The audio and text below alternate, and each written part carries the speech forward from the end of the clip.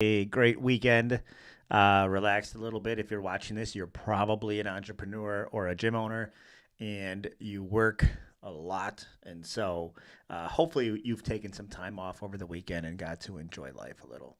So today I wanted to talk about, and Mondays we normally talk about more of like a mindset type of thing because I think that there's a lot of strategies, a lot of tactics, and a lot of things that I normally talk about throughout the week that help you build your business, help you build your gym. And these are very tactical, things that you can execute quickly and see the result from them as soon as you do them, right? That's how I like to spend the majority of the videos that I make, right? However, every now and then I do think that in order to apply that stuff, you have to be in momentum, you have to have the right mindset. And you have to, like, being an entrepreneur is tough, man. Like, it's not an easy job. It has a huge payoff. There's a lot of rewards along the way. There's a lot of great things about it, but it is hard, right? And so, um, I think that one of the things that I talk to a lot of new gym owners about, particularly ones that aren't in my program but are inquiring about it and what we do and how it works, is um, understanding the understanding the questions that you need to ask before you start taking action in any one way, right? So, to give you an example, I met with a gym owner this morning, great dude, and you could tell that he'd been on more than just one call, right? Trying to figure out the best way to grow his gym, right? And so he was telling me, what other people were telling him to do. And he was like, look, I just don't know what is like who's right and who's wrong, right? And the answer is that there is no right or wrong. Like this guy's right about how to grow your gym, and this guy's wrong about how to grow your gym. That it doesn't work like that. Really, it depends on where it is you want to go, right? And the path that you take, which is the suggestions from other people, should be determined on the destination, right? And so I think what's most important is what kind of gym do you want to have? What kind of business do you want to have? And what I mean by that is like when you wake up, what does it look like? What are you doing every day, right? Like how much are you working in the business versus doing other things with your life, right? How much profit or take home money do you need to live the lifestyle that you want to live, right? How much of an impact, a direct impact, do you want to have on the customers that your business is servicing, right? These answers, I think, will determine the type of business that you ultimately want to have. And once you've determined that, well, now we can figure out who has the quickest path in order to reach there, or who doesn't even have a path. I'd argue that, like, unless you have done or have helped other people accomplish that exact business, right, then I probably wouldn't take, too much advice, because there's just so many intricacies and so many, of the little things that need to be answered in order to get to those big milestones, right? Like if you want to own 7 locations, dude, you should probably take the advice of somebody who's franchised and owns a bunch of locations, right?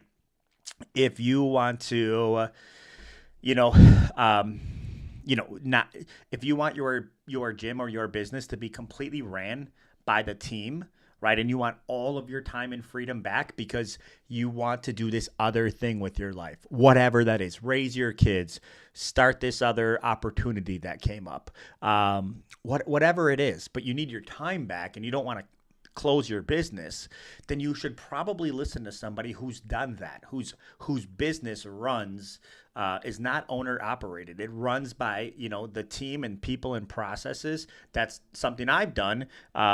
but maybe I'm not as qualified in some of the other areas. If you want to have if you want to have this massive, 50,000 square foot,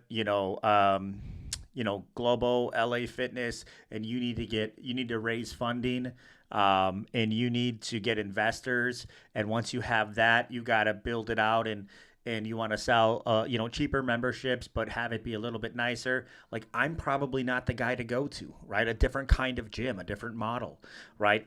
And so there's not like a right or wrong. It's really being able to reflect and identify and think about the kind of business that you want to have, um, and then based on that, finding the person or people or group or community or whatever training, whatever it is, that will lead to that outcome, because those answers are the answers that those people have.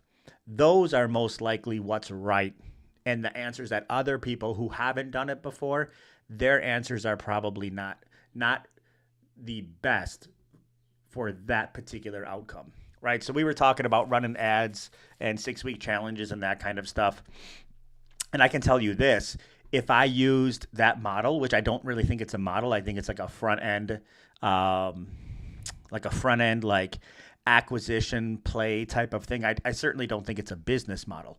But if I did that at my gym right now, it certainly would not lead to the kind of gym that I have, right?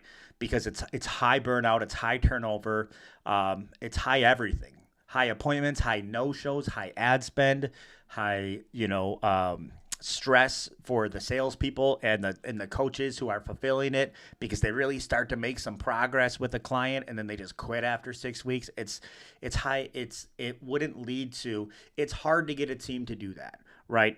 The gym owner can do that, for a short period of time, because they have a lot of gym owners that I've met with have this like whatever it takes mentality, right? I mean, whatever it takes, right?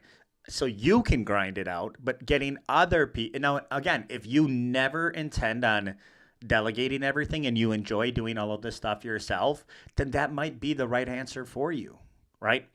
But if you eventually want to have a team energize your business, like, they're not going to want to do that. They don't even get like it. It turns a job that, on the surface level appears to be fun. They get to set their own schedule. They get to help people get results, and it turns into a job that really sucks because everything is just stressful. Everything is high pressure, high intensity. And it should only be used, I think, as like a very short-term way to generate cash if you guys are in a tight spot, right? Knowing that it's generating revenue, not necessarily profit, right? Because by the time you fulfill on all of these things, there's no profit left over, guys, right?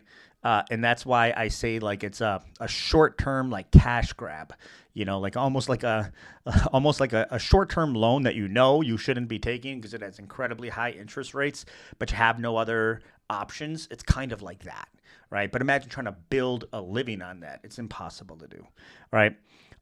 Or we were talking about, this guy says that large group training is the best, and this guy says that semi-private is the best, and this guy says that private training is the best.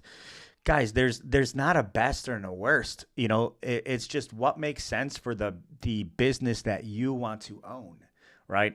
And so if you don't know the answers, if you don't know how to ask the questions, if you don't know how to do this kind of self-analysis, get in a community of other gym owners that have and if you're not a gym owner, you're just a business owner watching this.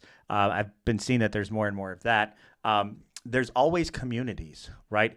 And try to be as involved in those communities as you can, because then you'll start making connections, and that's networking, right? And you'll find some people that have gyms, like really cool gyms that are exactly what you would love to have, right? Then ask those people those questions. Do what they did, right?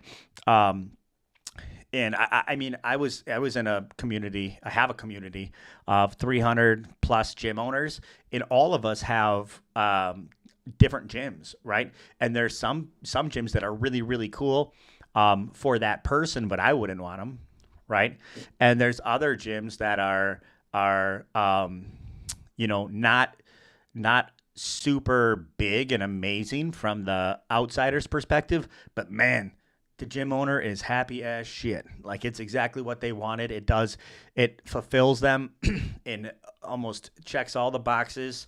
And they're loving it, right? And so I think it's really important to be able to ask those questions. And then once you have those answers, then you can find the best practices and the tactics that make the most sense for you to get you to that place, right? And they might be different than what you originally thought they were, right? So anyways, you guys, thanks for taking the time. I'm going to keep this one short, but thanks for taking the time to watch this.